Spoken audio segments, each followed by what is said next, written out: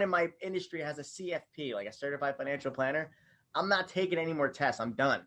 Right? And it has and everyone wants to be a CFP and all these, supposedly you're super smart. You have all these designations. I don't have any designations. I just outwork everyone, and I think that's like the key. Like, hey, listen, you think you can't be a financial advisor? You're not good at math. Like, I'm not good at math, but you don't really need to do that much math. You have a calculator. You do it in 2 seconds, But I just continue to work hard for everyone else to see, that's what I think that's what the fight's for, We just want everyone else to because you got to show them something, right? You got to show them some type of path.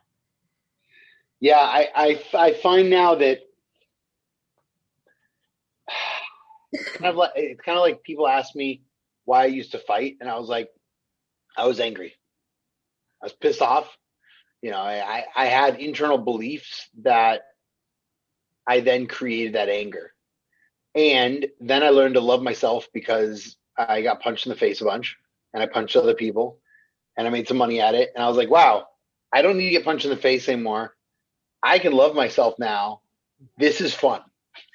So it's interesting on how we can shift that. But I believe the hardship becomes before the actual peace. And the stuff you and I do, I mean, I don't know your day to day, but the stuff I do, I mean, I'm reading, I just got done, having contracts like this thick, multiple contracts that were at least 4 or 5 inches thick. I mean, it's like, there's so much that I get to look at, and people are like, why don't you pay a lawyer? And I'm like, I do, but I have to go through it as the owner and make sure it's done how I want it. So, some people want to do it the easy way.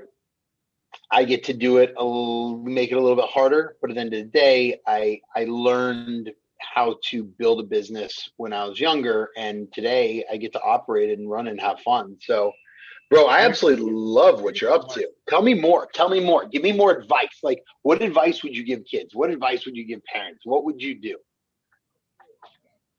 So with the parents, what I would do too, I mean, this is just my personal experience. So one thing I focus on, and it's a touchy subject, and I know when it comes to medication for these kids, right?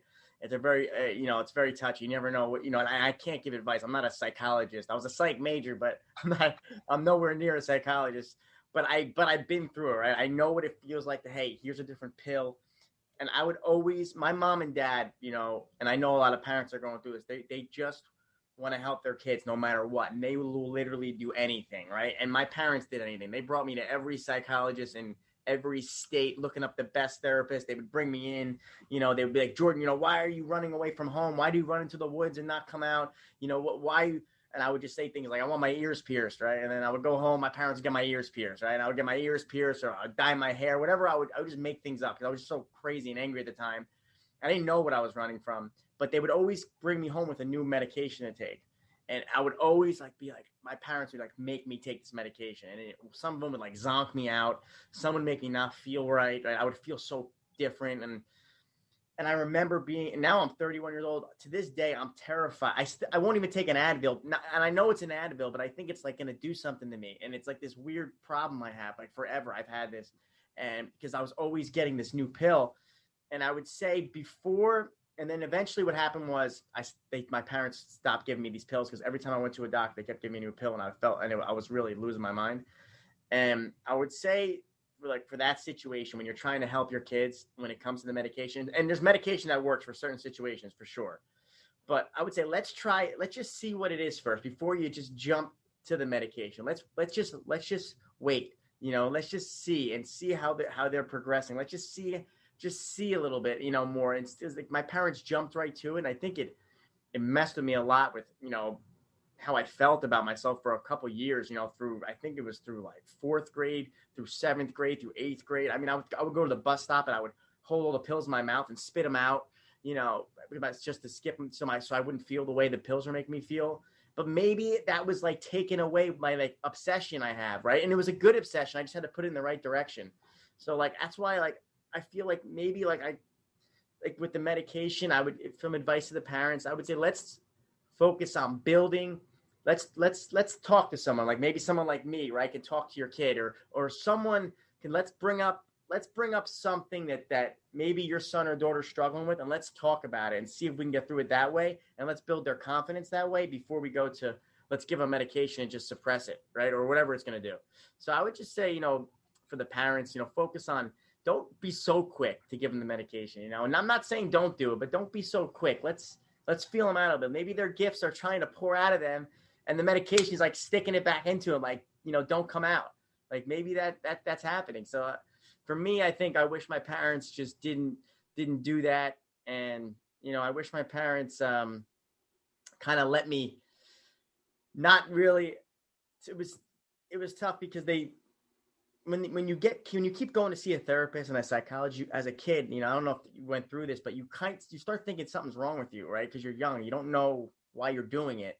When you get older, you realize it's good to talk things out. But when you're young, you just don't know, and you look everything like in a bad way, and you take it out on yourself.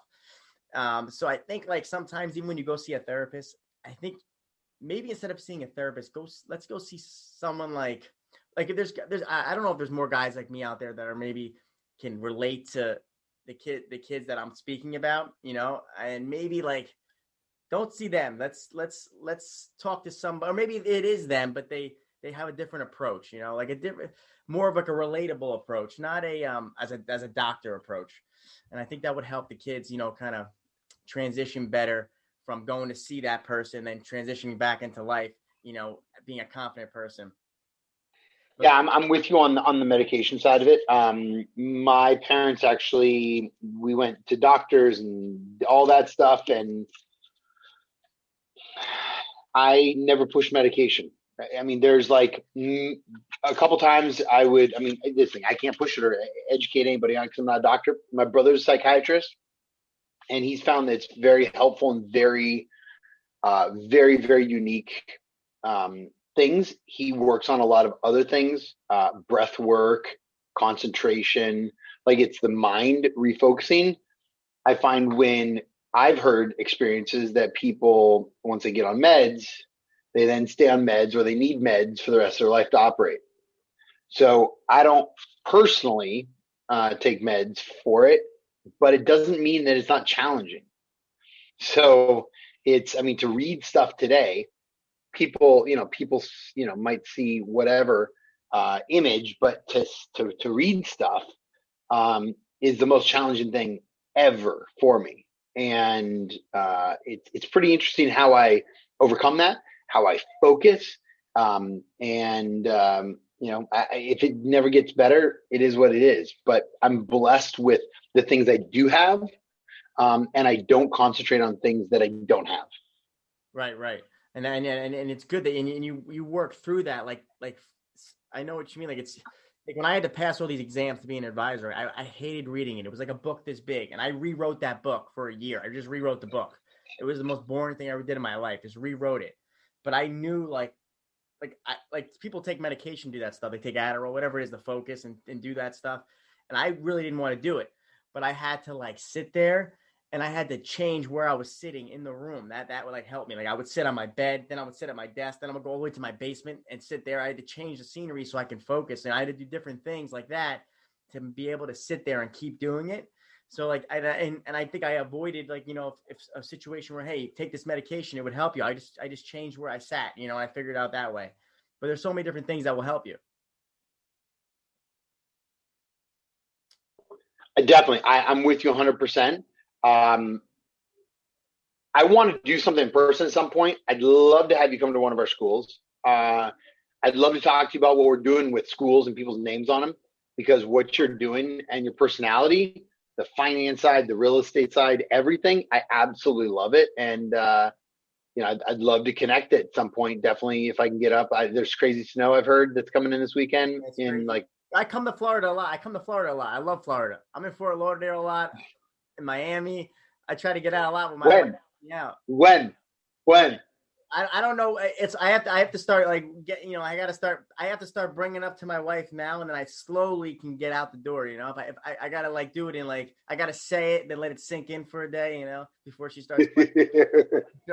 I love it. Well, let's get together soon. We'll do some more content. Love to have you work with some of our kids at some point. Anything I can ever do for you. I'll put everybody, you guys, Jordan's website is down below. We'll have different links. Your TikToks are awesome. I'm really proud of what you're doing and how you're impacting a lot of lives. And thanks for coming on to Significance Breeds Success, bro. I appreciate it, man. Thanks for having me. I appreciate everything you're doing. And then if you're ever in New Jersey, let me know. I'm always around. We can get together. I love it. I love it. I used to wrestle. I don't know if you used to wrestle. But, I did. I wrestled a little bit. Yeah. Why, you want to wrestle? I'm a big MMA man. I would wrestle. I would do it. I could still move. I'm 145 pounds. I could do it. Oh, I'd kick your ass. I'm double that. But I'm used to wrestling big guys. All my roommates were heavyweights. It's all right. Yeah, everybody wants to wrestle me. I don't wrestle anymore. No more wrestling for me. No, it's fun though. That's good. That's good. That's awesome, bro. Well, have an amazing week. I'm super excited, and stay blessed, bro. You're doing a lot of great work. All right, I appreciate it. Good luck with that baby. Have fun. You got it, bro. Sounds good. You guys, Significance Breeds Success every single week on Tuesday. Check out danielpuder.com or significancebreedsuccess.com. Have an amazing week. Thank you for joining us.